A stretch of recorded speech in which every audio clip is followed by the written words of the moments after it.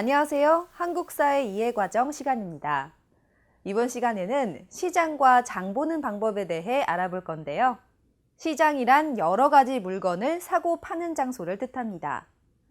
세계 여러 나라에는 다양한 종류의 시장이 있는데요. 특히 베트남과 필리핀은 강 위에 배를 띄우고 강줄기를 따라 돌아다니며 물건을 파는 수상시장이 유명하죠.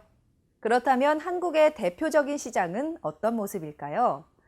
한국은 재래시장부터 대형마트, TV 홈쇼핑, 온라인 쇼핑몰 등 다양한 형태의 시장이 있는데요. 이 중 여러분이 자주 이용하는 시장이 있나요? 이번 시간에 알아볼 한국의 다양한 시장을 통해 한국을 더 배우고 이해하는 기회가 되길 바랍니다.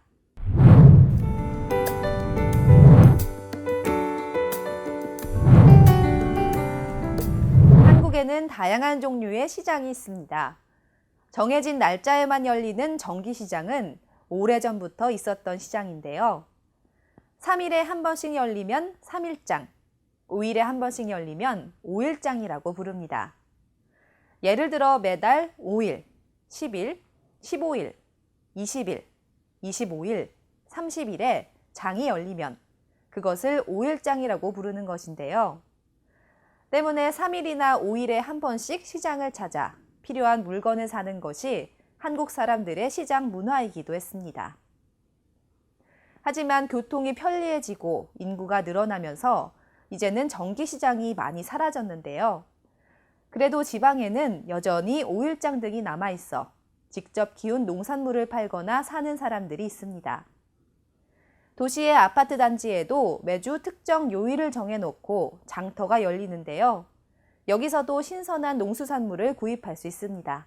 날마다 열리는 시장을 상설시장이라고 하는데요. 상설시장의 종류에는 재래시장, 슈퍼마켓, 대형마트, 백화점 등이 있습니다. 먼저 재래시장에 대해 알아볼까요? 재래시장에는 전통적 시장의 모습이 어느 정도 남아있는데요.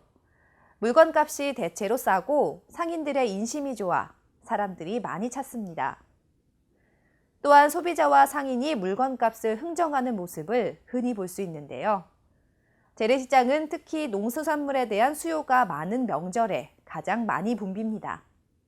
다음은 백화점과 대형마트에 대해 알아보겠습니다. 백화점이나 대형마트는 농수산물부터 공산품에 이르기까지 다양한 종류의 물건을 팔고 있는 현대식 시장인데요. 백화점과 대형마트는 주차장이 넓고 물건의 종류가 많아 한꺼번에 많은 물건을 사두려는 소비자들에게 인기가 있습니다. 이러한 곳에서는 정찰제 거래를 원칙으로 하는데요. 정찰제란 상품에 표시된 가격대로 물건을 파는 제도로 상설시장이나 재래시장처럼 가격을 흥정할 수는 없습니다. 또한 백화점과 대형마트에는 식당이나 영화관과 같은 문화시설이 가까이 있는 경우가 많아 매일 사람들로 붐비는 모습을 볼 수 있습니다. 최근에는 정보통신 기술이 발달하면서 홈쇼핑과 인터넷 쇼핑의 비중이 빠르게 증가하고 있는데요. TV를 통해 방송되는 상품을 전화로 주문해서 구입할 수 있는 시장을 TV 홈쇼핑이라고 합니다. 음식부터 옷, 화장품은 물론 각종 생활용품까지 구입할 수 있어 많은 사람들이 이용하고 있습니다. 이번에는 인터넷 쇼핑에 대해 알아볼까요? 인터넷에는 다양한 쇼핑몰 홈페이지가 있는데요. 이곳에 접속해서 구입하고 싶은 물건을 검색한 뒤 여러분이 원하는 물건을 선택해 주문을 하면 됩니다. 인터넷 쇼핑의 장점은 언제 어디서나 편리하게 상품을 주문하고 배달받을 수 있다는 점인데요. 그래서 많은 사람들이 인터넷 쇼핑몰을 통해 다양한 물건을 주문합니다. 인터넷 쇼핑몰뿐만 아니라 최근에는 스마트폰으로도 자유롭게 물건을 살 수 있는데요. 이렇게 쇼핑을 할 때는 앞서 물건을 구매한 사람들이 남겨놓은 상품평 등을 참고하면 좋습니다. 하지만 물건을 직접 보고 구입하는 것이 아니기 때문에 사기 전에 신중하게 살펴볼 필요가 있습니다.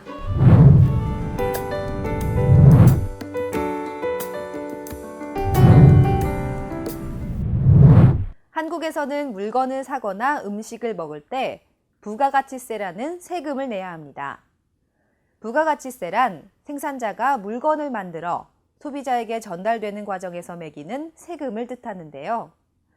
세율은 보통 10%고 대부분의 가게에서는 부가가치세가 포함된 가격표를 물건에 붙여놓기 때문에 소비자는 세금을 따로 계산할 필요가 없이 가격표에 적혀 있는 돈만 내면 됩니다. 현금으로 물건을 살 때 현금 영수증을 발급받아 놓으면 나중에 도움이 될 수 있는데요. 현금 영수증이란 현금으로 물건을 사고 판 기록이 적힌 문서입니다. 이것은 투명한 거래를 활성화하기 위한 것으로 물건을 살 때 현금으로 사고 그것을 등록해 놓으면 연말에 세금을 조금 덜 낼 수 있습니다. 현금 영수증을 발급받기 위해서는 먼저 국세청의 현금 영수증 홈페이지에 여러분의 전화번호 등을 등록해 놔야 하는데요. 국세청에서 만들어주는 현금 영수증 카드를 갖고 있으면 보다 편리하고 정확하게 현금 영수증을 받을 수 있습니다.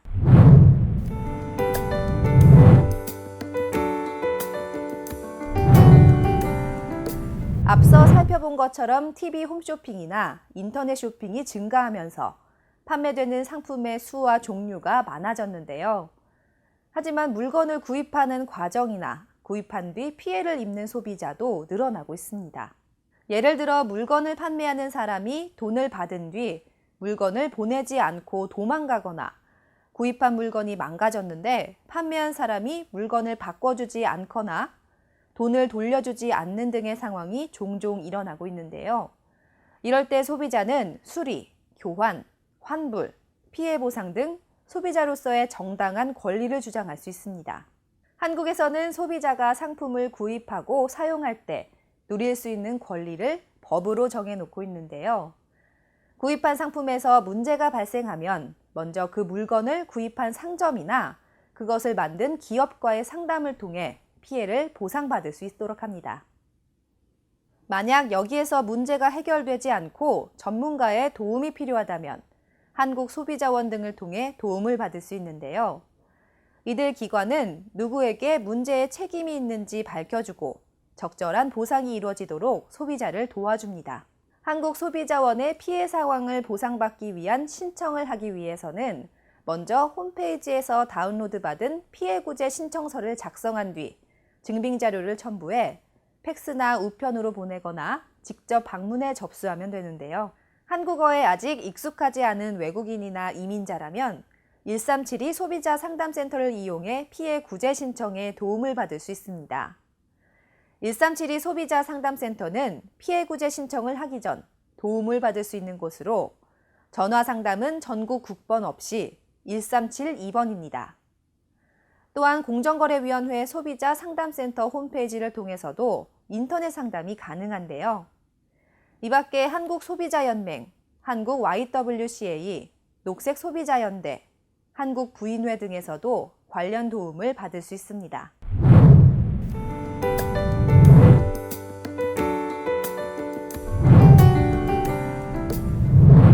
건전한 소비 문화가 자리 잡기 위해서는 소비자 스스로 자신의 안전과 권리를 지키기 위해 물건을 사기 전에 가격과 품질을 꼼꼼하게 살펴야 하는데요. 또한 상품의 생산자와 판매자는 품질과 안전에 대해 책임을 져야 합니다. 한국에서는 소비자를 보호하기 위해 여러 가지 법과 제도를 마련해 놓고 있는데요. 이러한 제도를 어긴 판매자에 대해 소비자는 문제점을 묻고 피해를 보상받을 수 있습니다. 자, 이번에는 소비자를 보호하기 위한 제도에 대해 알아볼 건데요. 먼저 제조물 책임법입니다.